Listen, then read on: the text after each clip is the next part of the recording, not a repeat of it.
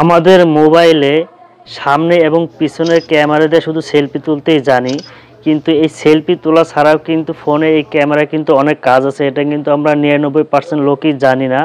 আমরা যখন স্ক্রিনশট দিই তখন কিন্তু প্লাস বাটন এবং পাওয়ার বাটন চেপে ধরে কিন্তু একসাথে একটা স্ক্রিনশট দিই, এবং আমরা যখন রাত চলার পথে কিন্তু ফ্ল্যাশ জ্বালাই ফোনে, তখন ফ্ল্যাশ কিন্তু শাটার টান দিয়ে কিন্তু আমাদের ফ্ল্যাশ লাইটটা জ্বালাতে হয়। আমি দেখিয়ে দেব, আপনারা এই ক্যামেরায় টাচ করলেই আপনার ফ্ল্যাশ জ্বলবে এবং এই ক্যামেরায় টাচ করলেই আপনার স্ক্রিনশট উঠে যাবে। আর এটা শিখতে অবশ্যই ভিডিওটি কন্টিনিউ করুন, আর এরকম ইম্পর্টেন্ট ভিডিও পেতে পেজটি অবশ্যই ফলো দিয়ে সাথে থাকবেন, যা আপনার কাজে আসবে। সো গাইজ, ছোট্ট একটি অ্যাপ্লিকেশন লাগবে। প্লে স্টোরে চলে আসবেন, আসার পরে এখানে আপনারা সার্চ করবেন অ্যাকশন নোজ। ইনস্টল হয়ে গেলে ওপেনে ক্লিক করবেন। ওপেনে ক্লিক করার পরে এখানে কিন্তু তিনটি অপশন আছে। এই তিনটি অপশন হচ্ছে, প্রথমটা হচ্ছে সিঙ্গেল টাচ, দ্বিতীয়টা হচ্ছে ডাবল টাচ। আপনি সিঙ্গেল টাচে ক্লিক করবেন, এখানে এগ্রি দিয়ে দিবেন। দেওয়ার পরে যেখানে যা পারমিশন চাবে সব কিছু দিয়ে দেবেন। তারপরে যে অ্যাকশন নোজটা আপনার দুইটা সেটিংস আছে, দুইটা অন করে দিবেন, অ্যালাউ করে দেবেন।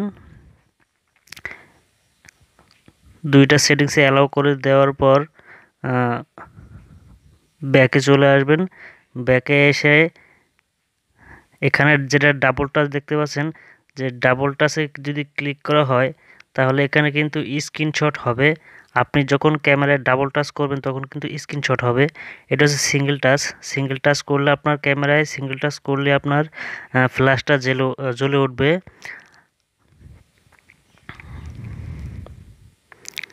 এবার আমরা ব্যাকে চলে আসব, হোম পেজে। আসার পরে আমরা এখন ক্যামেরায় টাচ করব। ডাবল টাচ করলাম, ফ্ল্যাশটা জ্বলে উঠলো। এবার সিঙ্গেল টাচ করব, স্ক্রিনশট হয়ে যাবে।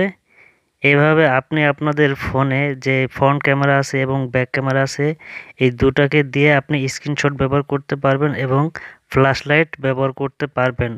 যারা ডাবল বাটন চেপে স্ক্রিনশট দেন তাদের জন্য সুবিধা হয়ে গেল। ক্যামেরায় টাচ করলে আপনার স্ক্রিনশট হবে এবং সিঙ্গেল টাচ করলে ক্যামেরায় ফ্ল্যাশ জ্বলবে।